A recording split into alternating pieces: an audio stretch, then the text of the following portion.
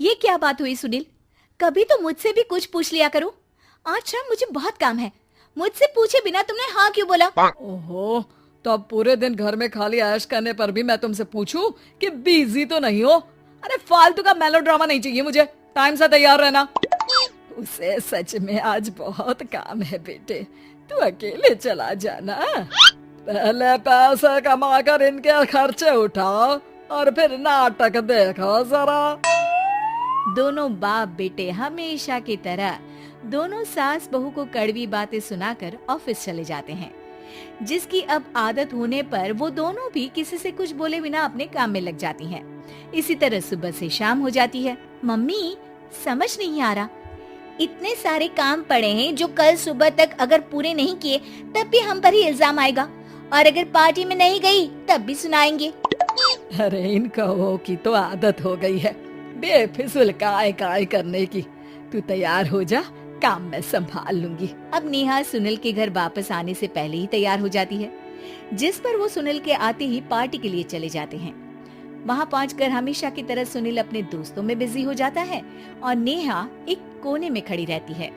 रात बीतती है और अगली सुबह एक बार फिर वही रूटीन शुरू हो जाता है। इन लोगों को हमारे काम और जिंदगी की कोई अहमियत क्यों नहीं है? इन्हें कब समझ में आएगा कि घर में रहने वाली औरतें सिर्फ आराम नहीं करती। बेटा, मेरी तो उम्र बीत गई यही सोचते हुए, पर आज तक ना वो बदले और ना जवाब मिला।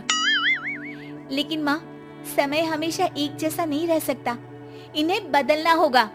सुबह से शाम होती है और फिर रात। इसी तरह दिन बीतने लगते हैं। एक शाम सुनील और उसके पापा ऑफिस से जल्दी घर वापस आते हैं। तब हमें पार्टी में जाना है, सूट प्रेस करके दे दो और जल्दी तैयार हो जाओ। अरे तुम भी और घंटों मत लगाना, समझे? इसके आगे नेहा या सास को बोलने का कोई भी मौका ना देते हुए दोनों वहाँ से चले जाते हैं। कुछ देर बाद चारों पार्टी में पहुँच जाते हैं।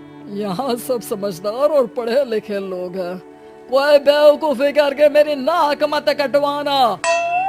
और तुम तो खासकर अपनी जुबान काबू में रखना, बहुत चलने लगी है आजकल। आप लोगों की शायद हमेशा हर जगह हमें इंसल्ट करने की आदत बन गई है। अच्छा, जब शॉपिंग पर मेरे ही पैसे उड़ाती हो तब ये बगावत याद नहीं आती होगी। काम न काज की, दुश्मन अनाज की। ऐसा बोलकर सुनील अपने दोस्तों के साथ चला जाता है और ससुर भी ऑफिस के लोगों के साथ गपशप में लग जाते हैं। लेकिन सुनील की बात से परेशान नेहा और उसकी सास वहीं एक कोने में खड़ी रहती हैं। शांत हो जा, कर ही क्या सकते हैं। चल कोल्ड ड्रिंक पीते हैं, गुस्सा उतर जाएगा।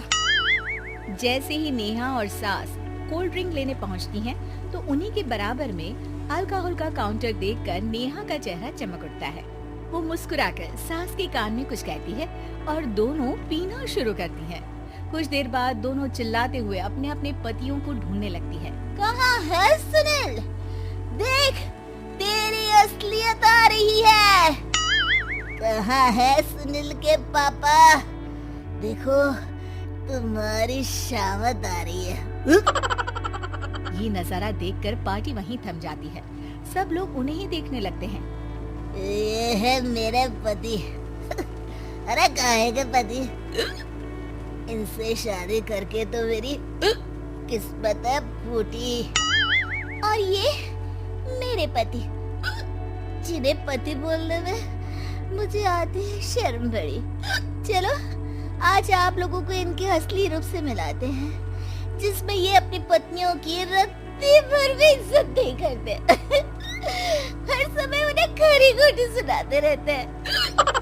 हर जगह बिना मौका और माहौल देख उनकी सेल्फ रिस्पेक्ट की धज्जियां उड़ाते रहते हैं। क्या बोलते हो कि घर में रहकर हम करते ही क्या है?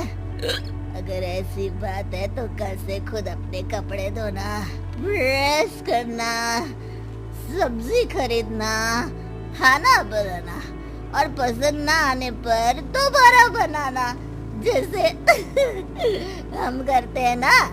फिर घर की सफाई, सारा सामान अपनी जगह रखना, जो तुम्हारे फेंकने पर हम करते हैं। और फिर फाइनेंस मंत्री बनकर लिमिटेड पैसों में बढ़ती कीमतों के साथ घर का बजट बना रहा।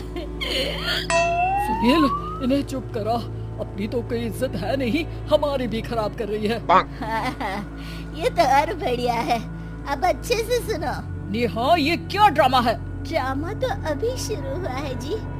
सास और नेहा अपने मन की सारी भड़ास निकालने लगती है, जिसे चुपचाप खड़े रहकर सुनने के अलावा ससुर और सुनील के पास कोई चारा नहीं होता। बहुत देर तक यही सब चलने के बाद आखिर में दोनों सास बहू बेहोश हो जाती हैं। अगली सुबह सिर दर्द के साथ दोनों की नींद अपने अपने कमरे में खुलती है, जिस पर उनके पति उन्हें हॉल में लेकर आते हैं।